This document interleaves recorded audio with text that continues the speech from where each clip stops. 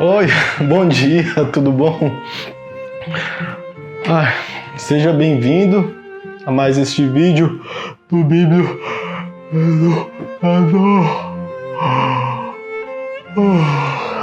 Educador. Sabe quando a gente tem aquele sonho fantástico e quando você acorda, você fica tentando lembrar os detalhes daquele sonho e com muita dificuldade você consegue puxar da memória alguma coisa e outras ficam meio assim obscuras ainda? Pois é, hoje eu vim apresentar um jogo que trabalha com essa temática do sonho e que eu acho super divertido e para mim é um dos meus party games favoritos. E esse jogo é o When I Dream, um jogo onde haverá um sonhador que vai tentar adivinhar ali algumas imagens que vão passar ali no seu sonho. As fadas vão ajudá-lo a descobrir que imagens são essas e os bichos papões vão atrapalhar o nosso sonhador. E também tem o Sandman, que por vezes vai ajudar e outras vezes vai atrapalhar. E aí, curioso para conhecer esse jogo? Então vem comigo que eu vou te mostrar como ele funciona. No When I Dream, em cada rodada, um dos jogadores vai assumir o papel do sonhador. Ele vai colocar então essa venda nos seus olhos. Os outros jogadores vão sortear entre si cartas de fada, bicho-papão e Sandman. O número de cartas de cada personagem vai variar de acordo com o número de jogadores na partida. Após o sonhador ter vendado os olhos e os outros jogadores terem recebido suas cartas, cada um vai olhar secretamente qual é o papel que vai desempenhar e vai deixar sua carta na mesa virada para baixo para que ninguém saiba quem ele é. O jogo funciona da seguinte maneira: o sonhador terá o tempo da ampulheta para tentar adivinhar o maior número de cartas que aparecerem aqui na cama. As fadas vão dar dicas que ajudem o sonhador a adivinhar essa palavra, no caso vulcão. Os bichos papões vão dar dicas que atrapalhem, porque ele não quer que o sonhador adivinhe. E o Sandman vai ajudar ou atrapalhar de acordo com o andamento do jogo. Repare que as cartas do When I Dream, elas têm duas palavras na sua face.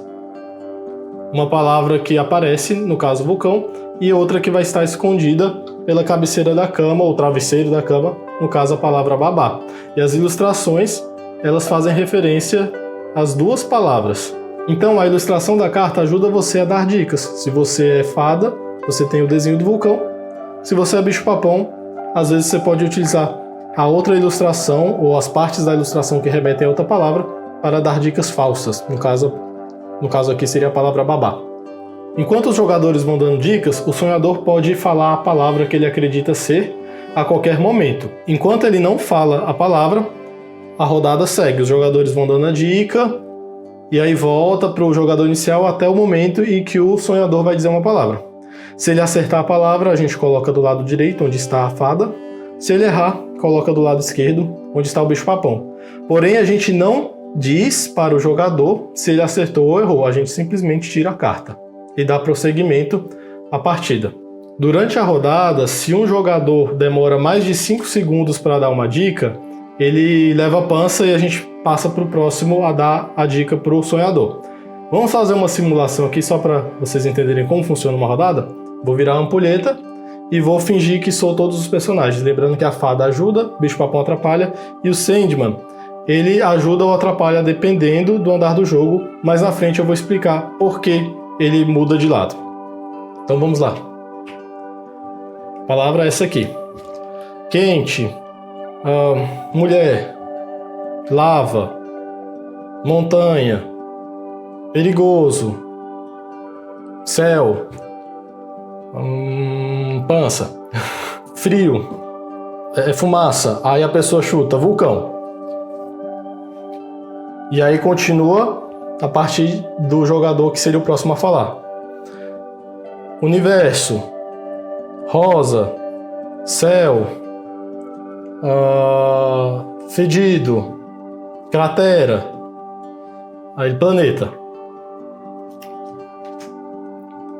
Continua desse aqui. Galinha, amarelo, pequeno, perigoso, bico, pintinho. E o jogo vai seguindo. Vamos dizer que ele acertou uma quantidade aqui X e errou outras.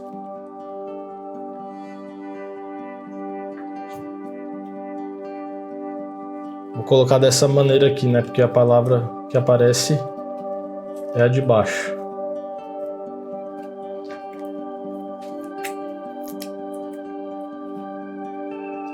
Vamos dizer que o tempo da ampulheta acabou. E agora o sonhador vai ter que contar uma história com todas as palavras que ele falou. Obviamente, ele não vai dizer essas palavras aqui porque ele errou. Ele não falou porco, chocolate nem picareta. Então ele vai falar a palavra que ele imaginou que seria daquela carta ali. Então ele vai começar a contar uma história, incluindo todas as cartas que ele falou. Das cartas que ele acertou, se ele incluir nessa história uma carta dessas, a gente vai virando aqui para indicar que ele incluiu na história. Se ele não incluir, se ele esqueceu de alguma carta, eu não viro essa carta. Vamos dizer que trompete ele esqueceu de botar na história. E aí a gente vai fazer a pontuação daquela rodada. Como é que funciona essa pontuação? O sonhador, ele ganha 1 ponto para cada carta que ele acertou e 2 pontos extras se ele, no seu sonho, incluiu todas as cartas que ele havia acertado. As fadas, elas vão ganhar 1 ponto para cada carta acertada. Os bichos papões vão ganhar 1 ponto para cada carta que o sonhador errou. E o Sandman vai ganhar pontos de acordo com o tamanho das pilhas de cartas acertadas e cartas que foram erradas. Se as duas pilhas tiverem a mesma quantidade de cartas, se o número de cartas que o sonhador errou for igual ao número que ele acertou, o Sandman ganha pontos igual ao número de cartas de uma das pilhas, mais 2 pontos extras pelo fato das duas pilhas estarem com a mesma quantidade de cartas. Se a diferença da quantidade de cartas de uma pilha para outra é de uma carta, o Sandman vai pontuar de acordo com o número de cartas da maior pilha. Então vamos dizer aqui que aqui tem 4 cartas, aqui tem 3, ele vai ganhar 4 pontos, que é a pilha maior, sendo que há diferença de uma carta entre uma pilha e outra. Se a diferença entre uma pilha e outra for de mais de uma carta, o Sandman ganha um número de pontos igual ao valor de cartas da menor pilha. Então vamos dizer que o sonhador tivesse errado somente uma carta. Então a diferença aqui seriam de 3 cartas, o Sandman ganha o ponto de acordo com o número de cartas da menor pilha, que é essa aqui, então 1 ponto. Por que o Sandman então ele muda de lado? Porque ele quer equilibrar o número de cartas que foram acertadas e erradas. Então, se o jogador, o sonhador, está acertando demais, o Sandman começa a atrapalhar. Se ele está errando demais, o Sandman vai dar dicas para ajudar, porque ele quer deixar a coisa meio a meio. Depois de ter feito essa pontuação, a gente vai distribuindo os pontos para cada jogador de acordo com o resultado daquela rodada. Quando a rodada encerrar, a venda passa para o próximo jogador à direita daquele que foi o sonhador. Esse jogador vai ser o sonhador daquela rodada. A gente pega todas essas cartas de fadas, bichos papões e Sandman e redistribui e começamos um novo turno. Então vocês vão ver que durante o jogo a pessoa uma hora vai ser bicho papão, outra hora pode ser fada, outra hora pode ser Sandman.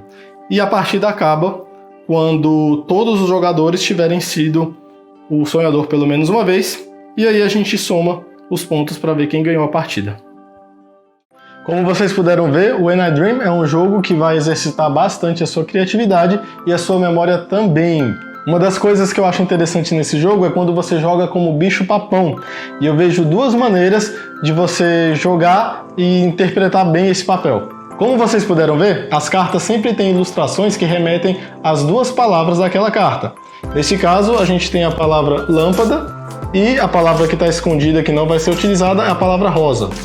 Normalmente, as fadas costumam dar dicas da lâmpada, observando a ilustração, e os bichos papões costumam dar dicas da ilustração que remetem a outra palavra, que no caso seria rosa. Só que quando você está jogando, o sonhador começa a perceber que tem algumas pessoas que falam coisas parecidas e tem outras que destoam um pouco. Então, nesse caso, isso pode fazer com que ele facilmente descubra quem é o bicho papão. Então, uma estratégia é o bicho papão sempre falar as coisas que são referentes à palavra que está escondida, só que eu gosto de utilizar outra estratégia.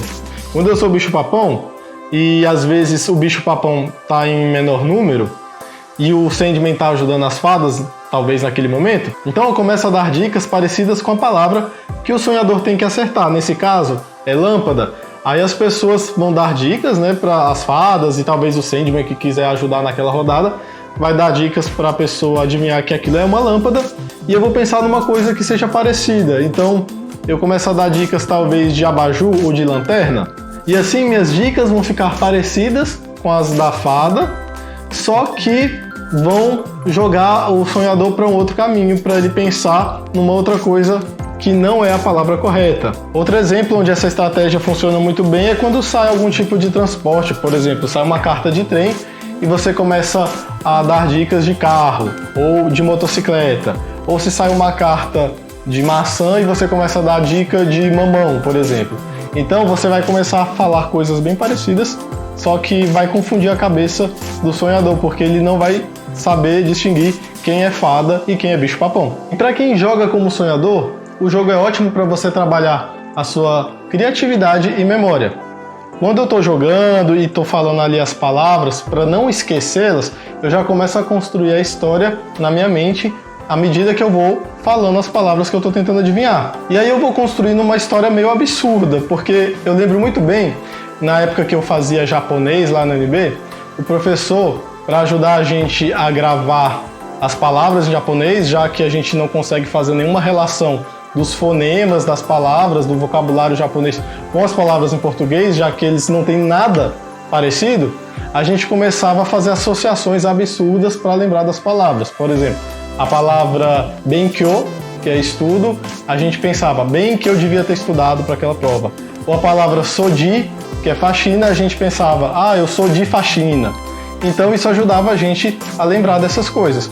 E aí quando eu estou jogando, eu começo a construir uma história meio absurda para conseguir lembrar de todas as palavras. Então vamos imaginar que é aqui que eu estou sonhando, e aí vem a palavra lâmpada.